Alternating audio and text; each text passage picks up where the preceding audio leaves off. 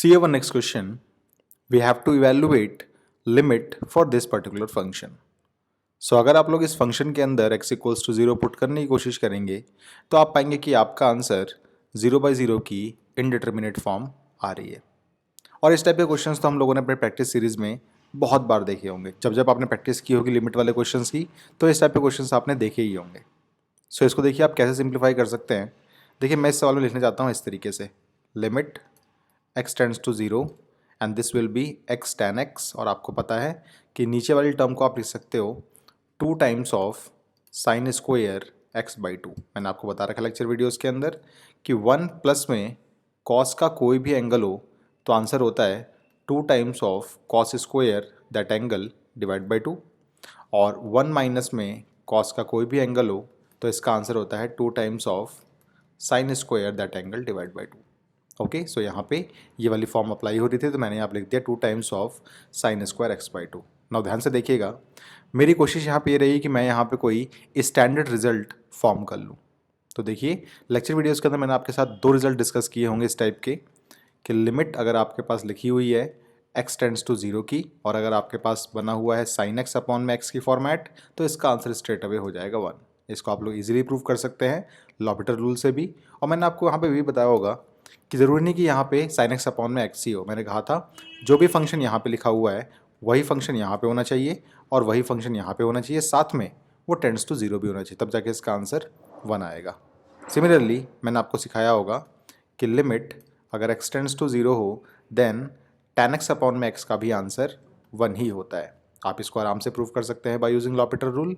और आप अगर चाहें तो मैंने बताया था कि जो भी फंक्शन यहाँ लिखा होगा वही फंक्शन यहाँ लिखा होना चाहिए और वही फंक्शन यहाँ लिखा होना चाहिए, साथ में वो टेंड्स टू 0 भी होना चाहिए। तो आप लोग एक काम कीजिए, अपने इस क्वेश्चन को आप लोग इस फॉर्मेट में कन्वर्ट कर लीजिएगा। ओके, तो देखिए क्या करता हूँ मैं यहाँ पे, मैं इस फंक्शन को लिख सकता हूँ इस तरीके से, limit x tends to 0 and then ध्यान से देखिएगा मैंने एक छोटा सा काम किया, मैंने साइन स्क्वायर को लिख दिया sine x/2 and then sine x/2। Alright, और मैंने इस x को उठा के इस x/2 के नीचे डाल दिया, यानी कि साइन x/2 के नीचे डाल दिया।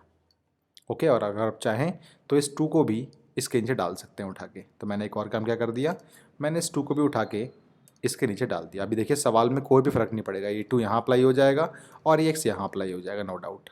ओके, देखिए एक तो क्वेश्चन आप लोगों का इस फॉर्मेट में बन चुका है, जो भी चीज़ यहाँ है वही चीज़ यहाँ है, वही चीज़ यहाँ पर भी है और वो टेंड्स टू 0 भी है। ठीक है, तो आप स्ट्रेट अवे बोल सकते हैं कि इस पर्टिकुलर चीज़ की लिमिट तो 1 हो जाएगी। अगर आप लिमिट्स को अलग करते हैं तो इसकी लिमिट तो 1 हो जाएगी। ऐसी ही चीज़ आप लोगों को यहाँ पे बनानी पड़ेगी। तो आप एक काम कीजिए, आप लोग यहाँ पे x/2 से डिवाइड कीजिए और साथ में x/2 से मल्टीप्लाई भी कर लीजिएगा। ओके, नाउ देखिएगा ध्यान से, अब इस टर्म का लिमिट हो जाएगा 1, इसका भी लिमिट हो जाएगा 1 और साथ में देखिए tan x/x का भी आंसर हो जाएगा आप लोगों के पास 1। ठीक है, देखिए मैं इसको साफ साफ लिख देता हूँ आप लोगों के लिए। So I can write this complete thing as limit x tends to 0।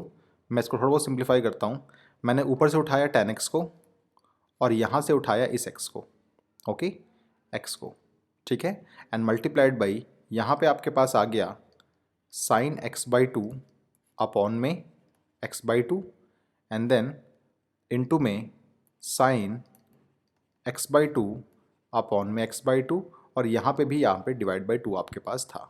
ठीक है, जिसको आप लोग ऊपर भेज सकते हैं, यानी कि आप इसको यहाँ भेज सकते हैं। मैं इसको न्यूमरेटर में भेज देता हूँ, सो ये हो जाएगा इनटू में 2।